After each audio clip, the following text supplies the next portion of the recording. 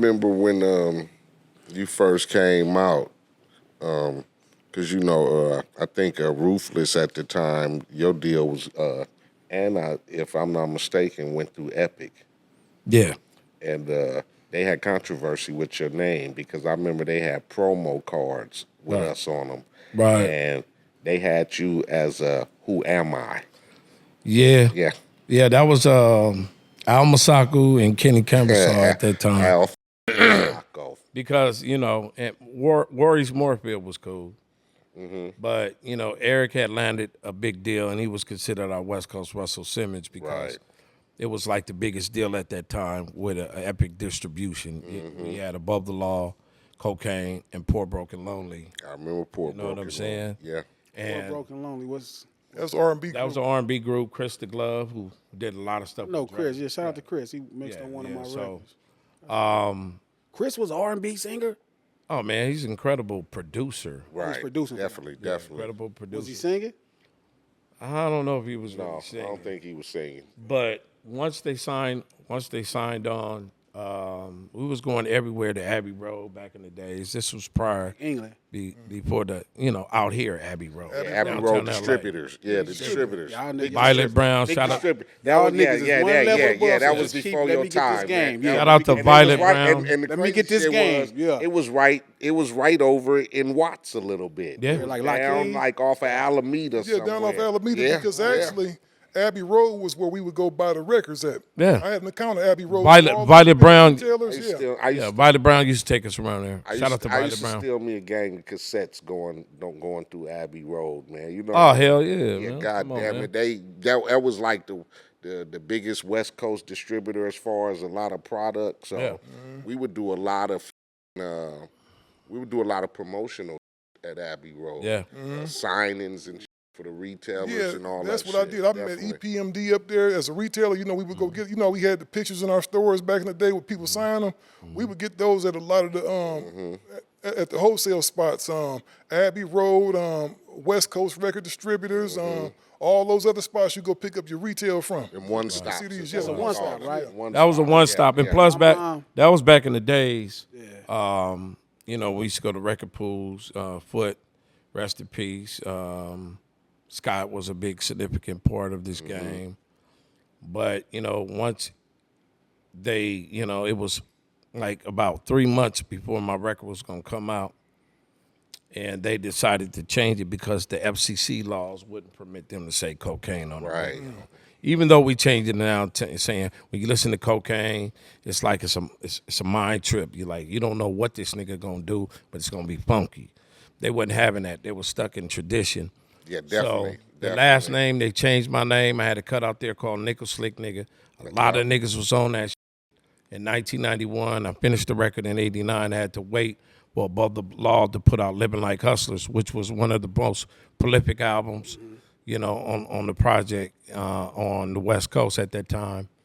And they changed my name. They said, who am I? So when a lot of niggas was going to the stores, What's up with that? it was like, well, who the fuck is this? Yeah, we looking for it cocaine. confused a lot of people. Yeah, but that was a blessing. I'm gonna tell you why. It's something about getting doors shut in your face, and it wasn't no secret to controversy. They was like Chuck D, NWA, and NWA at that time. That was like a modern day bomb squad. You see what I'm saying? And they was like, well, Epic Records. If you're gonna change the name Kokane, that Eazy-E, the whole fellas over there was very adamant about it because they were behind Kokane. And they wanted Kokane to come out just as big as NWA, Above the Law, and everybody else on there. But they closed the door, and a lot of people don't know, where I come from. Music is embedded in my 23 chromosomes because of my father, Jerry Buddy Long Sr., who was a arranger, composer, and writer. Plus my uncle was Willie Hutch. So it's like, I don't care what y'all decide to do. This is my creativity. We ain't gonna compromise it. And Eric felt the same way, and Eric was pissed off at that time. And that was one of the moves he made from Epic Records and saying bye-bye, going over to Alan Grunblatt and Relativity Records. You know what I mean? Because Who Am I was out in 1991, but it didn't have a critic acclaim just because, Epic Records was scared at that time. I mean, you can't really fault them FCCs. It was like, see this nigga come along named Kokane. They think a nigga just like Escobar or something, but it was all about the funk. But they didn't have, they wasn't hearing that shit at the They time. didn't know what the they But was doing, that's all.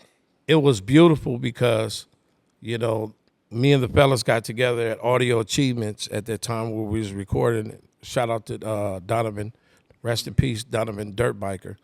So it was like, man, we about to shoot this, do this Niggas for Life album, and we want you on it. We about to do Black Mafia Life. We want you on it, and that was a chance for me to get on Niggas for Life, introducing a character called Sweet Talk. Well, I write y'all across the USC Compton watch. They do I know. Just as well as Easy saying, man, you'll call them up with your pen. I want you to write my part for Appetite of Destruction, which I wrote his 10 Gangster Commandments for that. And I was like, boom, because that was my first platinum record in 91. Nice. Platinum. Nice. And prior to that, I had experience and chance to, in 1989, go over to Brixton, London. So here I am, a young coca, over there in Brixton, London, like, Brixton is cracking. this is crazy. Brixton been cracking. Yeah, But- Brixton been cracking like Yeah. But, those doors being shut on me is a significant reason why I'm the most featured recording artist in the world, because, at that time I had, kids and, things was political.